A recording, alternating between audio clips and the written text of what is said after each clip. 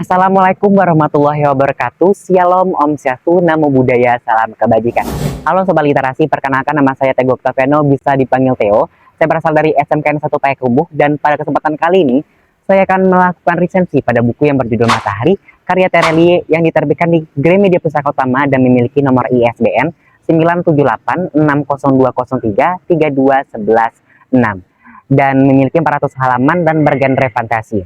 Awalnya saya mengira kalau misalnya novel Matahari karya Terelie ini hanya fantasi belaka.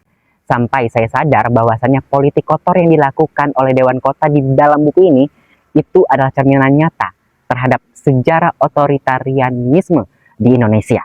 Setelah kehilangan Ili, Raib, Ali, dan Sally melakukan petualangan ke Klan Bintang menggunakan kapsul canggih buatan Ali yang diberi nama Ili karena bentuk dasar penghormatan terhadap jasa Ili yang telah menemani mereka di Klan Matahari atau petualangan di Klan Matahari.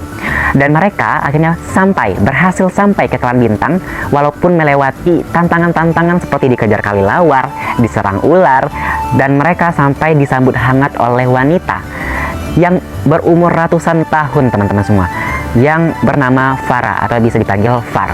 Mereka terdeteksi oleh radar Dewan Kota dan mereka dianggap penyusup dan mereka menjadi buronan politik di desa atau di Klan Bintang itu. Pada akhirnya mereka dikejar-kejar dan sampai-sampai Dewan Kota yang egois dan licik ini menggunakan atau membentuk dekret baru. Bisa dikatakan dekret ini tuh adalah peraturan yang dibikin oleh pemerintah dan pemerintahnya itu disebut Dewan Kota. Dan teman-teman semua, dekret itu dibuat bertujuan untuk kepentingan diri sendiri atau kepentingan Dewan Kota tersebut.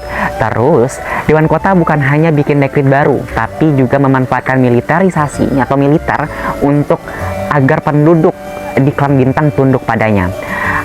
Walaupun akhirnya mereka atau Ali, Raib, dan Sally ini bebas, akhirnya mereka terlepas, tapi mereka mendengarkan rencana buruk dari Dewan Kota yang ingin menghancurkan klan permukaan. Dan ini merupakan agenda yang serius bagi mereka, sehingga mereka memberitahu kepada Alf dan teman-temannya semua. Pada buku Matahari karya Terelie ini sangat luar biasa dalam menggambarkan pemerintah yang otoriter.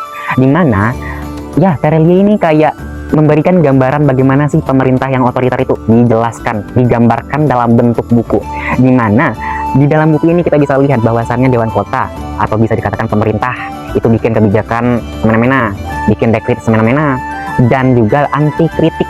Ini tuh di buku ini ya teman-teman semua, makanya saya baru tersadar. Saya menyadari bahwasannya kok seperti negara saya sendiri, kayak cerminan nyata terhadap negara saya sendiri. Dan makanya saya melakukan resensi ini dengan judul yang sangat-sangat gitu ya. Dan juga teman-teman semua, Terelie ini memberikan penjelasan itu melalui logika. Jadi ketika pembaca membaca itu tuh berpikir kritis. Jadi selain kita diajaknya berpetualang, kita diajaknya berpikir kritis.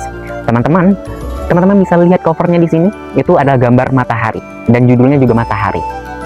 Pasti teman-teman terpikir kalau misalnya kita akan diajaknya pergi berpetualang ke matahari, tapi nyatanya kita itu berpetualang ke Klan Bintang, teman-teman semua. Makanya Terelie ini dikatakan unik oleh para pembaca. Kenapa? Karena ya unik sekali, ada aja tingkah Terelie ini dalam membuat bukunya. Ini buku Matahari ini.